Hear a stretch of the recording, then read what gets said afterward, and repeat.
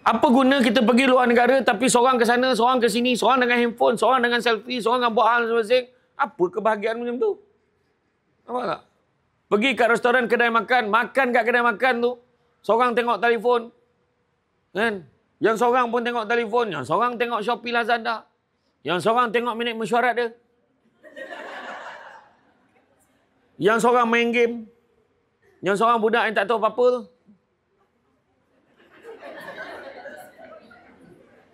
Itu ke yang dikatakan sebagai quality time? Tak. Quality time ni boleh berbincang bersama-sama. Boleh berbual, tanya khabar. Macam mana tadi? Periksa macam mana? Belajar kat sekolah, okey? Okey, bah. Izzat macam mana? Tak apa, okey. Asal? Macam tu. Yang tu yang kita nak. Nampak tak? Yang ketiga, fokus dengan apa yang kita buat. Waktu kerja, fokus betul-betul. Bukan semua orang kerja kat tempat kerja ni betul-betul kerja. Dia ada 4 jenis pekerja dalam Malaysia ni. Yang pertama, administrator. Sangat mentadbir. Datang on time, balik on time. Muka dia yang pertama dekat mesin depan cakap tu.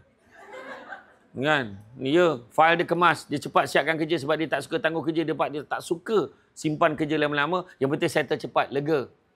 Laci pertama apa, laci kedua apa, laci ketiga apa. Dia dah tahu dah barang dia apa. Jangan usik barang atas meja dia, dia tahu. Tu nama dia administrator. Yang kedua, kategori kedua, performance. Kerja memang gila bab satunya. Memang teruk betul kerja. Gila bab satu. Babi, faham tak gila babi? Macam tu. Tanya apa bab satu apa. Petang-petang slow pula kau ya. Gila bab satu, saya kata. Kerja memang betul. Dia datang lambat sikit. Mungkin dia datang pukul 8, pukul 8, 5 minit, 8.10 baru sampai. Tapi dia balik pukul 7, pukul 8 malam baru balik. Kau memang dia ni jenis kerja deadline. Meja berterabur, bersepah ni. Sampai tanya, mana file aku bagi kau? Tu kat kaki tu, yang tu. Dia tahu yang mana. Kategori yang ketiga, pekerja kat Malaysia ni, nama dia entrepreneurs. Usahawan. Meniaga je kerja kat pejabat. Yang tengok. Kau tak payah gelak, aku tahu ada wakil. Setiap pejabat ada wakil, jangan risau. Niaga. Dia kata, tak apa guys. Tengok je dulu, tak beli, tak apa. Nanti kalau nak beritahu, PM. Betul. Dan yang keempat, kategori keempat, nama dia follower. Dia ikut orang je. Dia tengok senarai nama untuk ceramah ini. Dia tanya kawannya, kau pergi tak ceramah Satu Debat petang ni? Kalau pergi sesama tau. Duduk sebelah, Dia cakap, kalau tak pergi sesama. Kalau tak pergi sesama. Dah tahu dah. Dan yang paling popular untuk makluman bagi Datuk, ketika kursus 3 hari 2 malam. Perasan tak kursus 3 hari 2 malam? Kursus 3 hari 2 malam, biasanya hari ketiga akan habis pukul berapa? Pukul 12. Tahu tak apa dia bual sama dia? Kau balik office balik tak? Kau jangan balik Kita orang semua tak balik ni. Kau jangan balik tau. By right, kalau kursus terdekat, kena balik office. Kena balik office. Kita cakap lah, pandai lah cakap tak sempat, banyak je. Sesama tak balik tau. Jangan kita orang tak balik, tiba kau balik pula. Susah kita nak jawab tau. Yelah. Dia babit kau orang lain sekali, bayangkan. Macam itulah nama dia. Tapi sebenarnya, itulah kategori pekerja. Fokus bila kerja.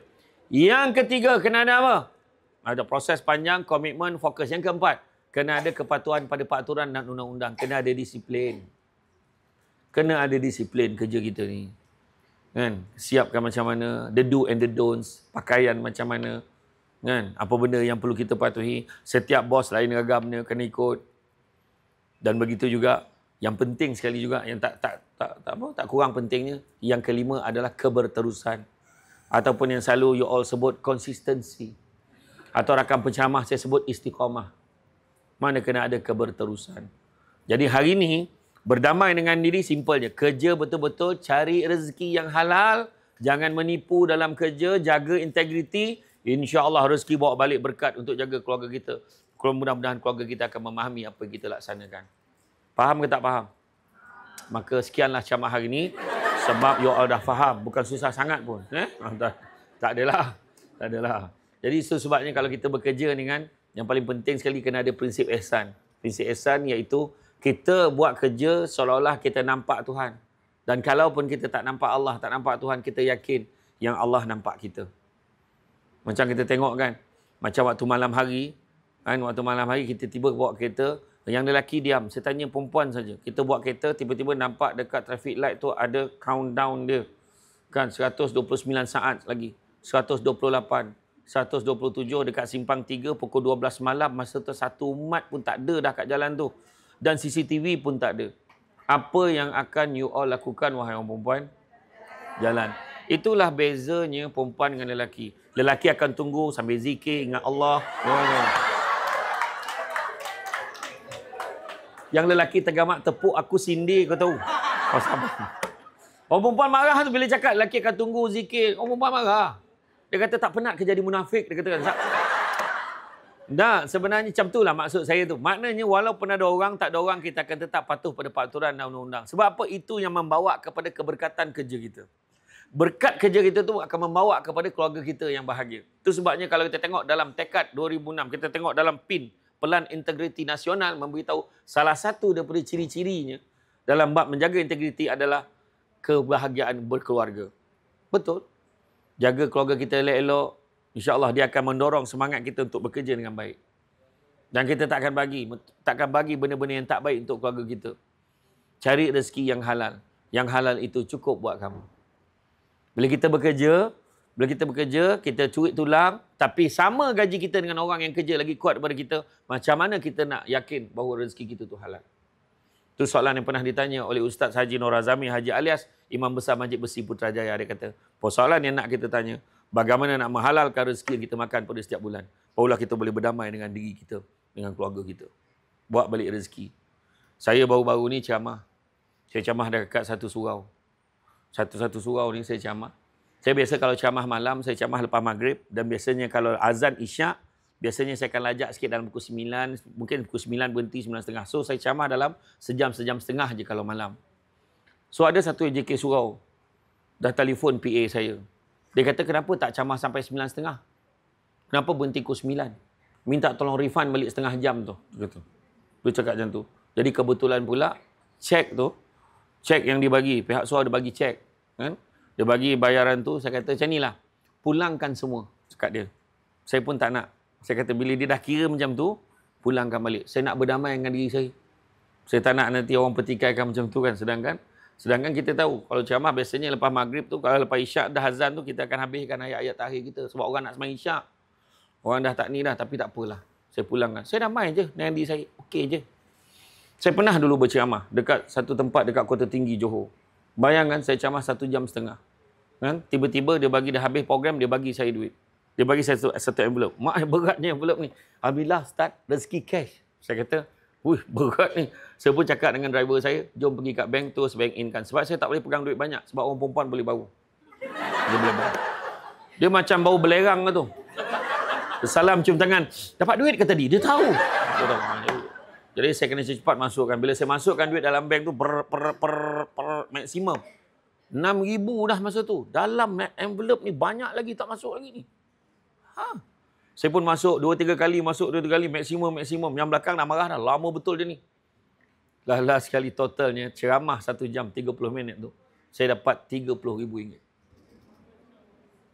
Saya tak masuk apa-apa Datuk. Saya tak ada. Saya demi Allah, saya tak masuk apa-apa. Tak ada. Tapi begitulah keadaannya. Dan bila dah habis tu, saya pun masuk dalam kereta, saya cakap dengan driver saya, "Wih, dia bayar aku RM30,000. Driver saya masa tu, "Oh, bonus." Dia cakap macam tu. Saya pun masa tu, ya Allahu Akbar. Bayangkanlah 1 jam setengah. Saya jadi penceramah yang termahal di Malaysia.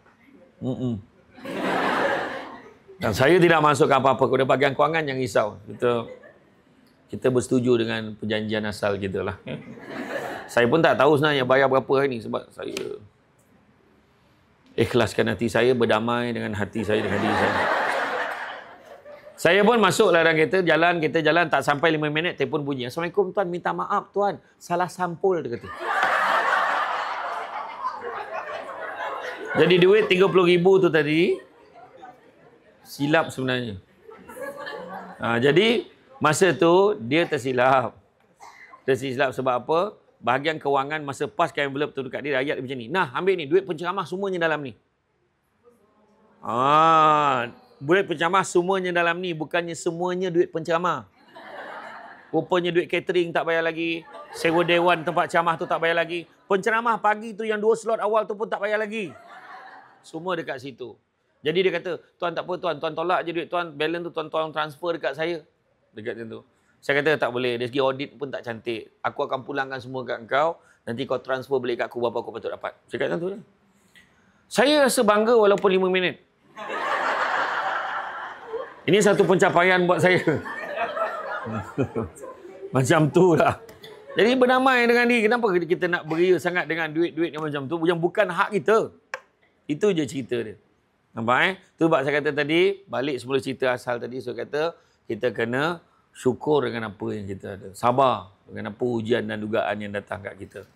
Kedua, syukur dengan apa yang kita ada. Kita syukur hari ni kita dapat dengan ceramah hari ni. Berapa ramai yang hari ni dia cakap nak tengok Samsul Debat depan-depan. Dapat tengok dah depan-depan. Dan saya maafkan tadi, apa juga umpatan yang awak berikan tadi, saya maafkan. Bahawa orang perempuan yang mengumpat tak berhenti perlahan. Saya lalu tadi, dengar dia cakap tu. Tingginya. Saya dengar tadi, saya dengar. Tapi saya maafkan. Akhirat besok saya tak tuntut apa dah. Saya dengar dah tu. Lepas tu nampak muka. Dalam TV nampak tua kau hajar. Itu pun saya maafkan. Saya maafkan juga. Tak ada masalah. Itu pun saya maafkan. Saya okey. Kenapa dia gelap besar tu Datuk? Mana memang dia buat. Betul. Kan? Jadi maknanya syukur dengan apa yang kita ada. Kenapa manusia tak bersyukur? Kan? Kenapa manusia tak bersyukur? Dia nampak ni. Oh, ya Allah, perempuan ni nak ke kat aku. Dia nak ke kat aku. Aku harap dia sudi terima cinta aku. Dia dah ada isteri masalahnya. Faham tak? Itu maksud saya tadi. Maknanya sekarang ni, dia terlihat salah satu kenapa manusia tak bersyukur, sibuk melihat apa yang orang ada, sampai terlupa apa yang dia ada. Kenapa orang lain nampak cantik di pejabat berbanding isteri dia? Sebab dia nampak isteri dia hari-hari. Dalam apa juga keadaan dan segala pos dia dah nampak dah. Tapi yang dia nampak kat pejabat tu semua yang kontrol-kontrol aja. Assalamualaikum tuan. Selamat datang. Selamat datang ke MQA. Tapi bila balik rumah sama je. Tak usahlah. Buka tudung, gap, kembang, gap. Pakai baju binatang. Lepas tu loudspeaker. Pergi mandi. Astaghfirullahaladzim. Satu lorong dengan suara dia. Tak payahlah. Itu sebabnya syukur dengan apa yang kita ada. Manusia tak bersyukur 3 sebab. Pertama, sibuk tengok apa yang orang ada sampai terlupa apa yang dia ada. Kedua, sibuk tengok kelebihan orang lain sampai lupa tengok ada orang lagi susah daripada dia. Dan yang ketiga, sibuk menyatakan apa yang aku ada hari ini adalah hasil usaha aku sendiri. Sebenarnya apa yang kita ada sebab Tuhan izinkan. Itu sebabnya berdamai dengan diri tadi bila kita syukur senang. Senang bila kita syukur. Alhamdulillah aku ada kerja. Dekat luar sana ada orang bawa file folder ni, kulu kilir ni. Tengah fikir nak kerja apa. Tengah fikir nak kerja apa. Kelayakan minimum. Kita minta SPM. Yang datang minta master, degree. Sanggup dia buat apa sekalipun. Biarlah. Pakai macam-macam kabel pakai. Kabel istana semua pakai. Mana yang dia boleh pakai. Pakai YB kawasan, YB apa semua. Semua tiba-tiba jadi pak saudara dia. Minta tolong, sokong. Betul? Sebab orang dah terdesak nakkan kerja. Kita yang dah ada kerja, kena belajar syukur. Hargai apa yang kita ada. Kata Imam Al-Ghazali, tanda syukur ada 4. Yang pertama, sebut dengan lidah. Alhamdulillah. Kedua, hati memperakui. Siapa bagi nikmat? Allah bagi nikmat. Ketiga, tindak tanduk perangai. Kerja elok-elok. Itu sebagai tanda syukur. Dan yang keempat, memelihara nikmat supaya tidak rosak. Jangan buat benda boleh menyebabkan kita kena buang kerja. Kerja betul-betul.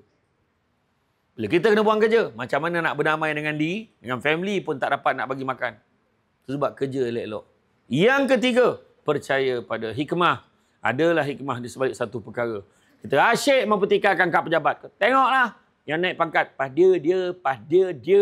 Kita ni apa? Weh. Dia kata, tak puas hati orang lain naik pangkat. Tak puas hati orang lain dapat APC. Apa salah APC? Selagi mana dia jadi ketua jabatan kita takkan rasa APC ni. Weh. Sedangkan nak bagi APC ni bukan senang. Saya sebagai ketua jabatan dulu pening kepala juga. Kelayakan kita nak bagi kuota 8% saja seluruh organisasi. So kita nak dapat bagi kuota kita dapat 2-3 orang itu pun. Kalau dah bagi siapa kata dah orang lain kau pula akan dapat. Siapa kata mesti bagi? Tak semestinya. Tengok prestasi kerja. Ni ya. Lepas tu marah. Tengok pada dia. Eleh. Panjang muncung.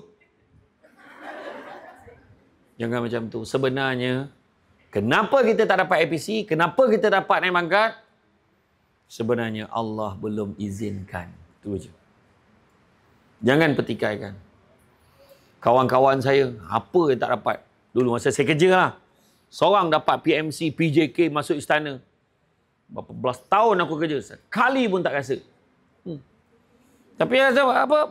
Berdamailah dengan dia. Tak apa. Saya dah masih lagi berpegang dengan gelaran saya SDR. Senior doktor. Saudara.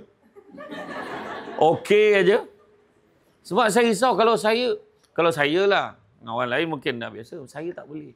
Saya tak boleh bayar dengan isteri saya orang panggil Datin. Saya tak boleh. Saya macam, macam tu. Saya. Sebab saya dah biasa dengan dia, ayu, sayang, apa semua, yang. Ya, tu je. Macam mana keadaannya? Berdamailah dengan diri, dengan apa yang kita ada. Macam saya kata tadi lah, kita nak ubah banglo, tapi komitmen nak kecil macam mana? Nak pakai kereta import. Nak pakai kereta import. Biarlah orang tu pakai Grand Livina, kita pakai Grand Liviva. Okey je. Bila servis 300 lebih, kau kira balik. 300 lebih suruh dikira balik. Macam mana? Tu sebabnya, jangan minta kereta import yang dia punya jenis kereta tu pakai huruf je tu. Saya tak nak sebutlah jenama dia sebab dia tak taja camah kita ini. Bila sampai, selamat datang. Selamat datang tu 2,000 dah tu. Belum lagi tukar barang. So, buat apa kita nak petikan? Semua datang dengan komitmen. Betul tak? Betul. Syukur aja. Tengok kata. Kadang-kadang kita tak puas hati. Kenapalah dia ni? Kenapa dia ni? Kau tengoklah. Kalau khusus pergi Sabah Sarawak, hantar dia. Khusus pergi luar negara, hantar dia. Khusus pergi hantar Prisin 8, aku. Dia kata, Prisin 8 aku. Marah hantar khusus dekat-dekat pun marah. Ada je nak petikaikan. Jangan petikaikan. Jangan kita petikaikan sebab bila kita petikai, kita tak sedar siapa sebenarnya yang membenarkan ia berlaku. Itu je. Nampak? Kemudian apa yang kena ada? Begitu juga yang kena ada adalah redha. Redha dengan ujian dan cabaran. Cantik dipandang bulan mengambang. Bulan mengambang, taurang di awan. Kalau dah hidup namanya orang, takkan lari daripada ujian dan dugaan. Tentu ada ujian. Mana boleh tak ada ujian? Malahan dalam satu kitab disebut Nabi beritahu apa? Barang siapa yang 40 hari berturut-turut tidak diuji, bersaksilah yang dia tu jauh daripada rahmat Allah. Mesti kena ada ujian. Tiba-tiba husband buat perangai macam ni. Tiba-tiba isteri pula, apasal you ni? Tiba-tiba ni bergaduh, anak pula buat hal. Itu biasa. Dekat pejabat tiba-tiba yang ni, tiba-tiba lah ni semua nak buat kerja serentak ni, nak kena siapkan yang sama. Itu biasa. Sabar. Ya? Apa beza redha dan pasrah? Apa beza redha dan pasrah? Jangan risau. Pencamah kalau tanya, dia jawab balik semula. Jangan risau. Saya pernah camah Maulidul Rasul kat satu masjid kat Kuala Pilah. Saya tak nak sebutlah masjid mana. Apa maksud selawat makcik? Makcik apa maksud selawat? So makcik ternyawat. Nak camah, camahlah. Tanya pula. Kena sound pula aku. Samsing makcik ni. Menyesal aku tanya. Aduh, dia sound direct je. Orang tua ni, dia ikhlas. Dia tak puas hati, dia cakap terus. Saya pernah camah satu lagi dekat Pusat Aktiviti Warga Emas, Pawe, di Jempol, di 9. Pusat Aktiviti Warga Emas. Masuk dalam dewan tu, orang tua semua perempuan. Lah, perempuan semua. Lelaki tak ada ke? Menyahut makcik seorang. Lelaki habis mati dah. Saya punya tergelak masa tu. 5 minit berair mata saya tak boleh camah. Tu saya kata, apa beza redha dan juga pasrah?